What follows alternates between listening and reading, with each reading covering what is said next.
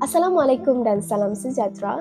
Bagi refleksi keseluruhan komunikasi interpersonal profesional ini, saya sedar bahawa sepanjang saya mempelajari subjek ini, kemahiran ini sangat penting dalam mewujudkan hubungan yang berkesan, khususnya dalam bidang kaunseling dan kerjaya profesional. Saya juga belajar bahawa komunikasi bukan sekadar bercakap, tetapi juga melibatkan kemahiran mendengar secara aktif, memahami emosi orang lain dan menyampaikan mesej secara jelas dan sopan.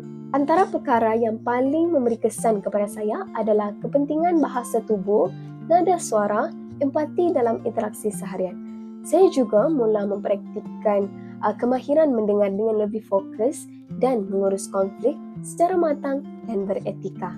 Kemahiran ini membantu saya dalam membina keyakinan diri, meningkatkan keupayaan bekerjasama dalam kumpulan dan menjadi lebih peka terhadap perasaan orang lain.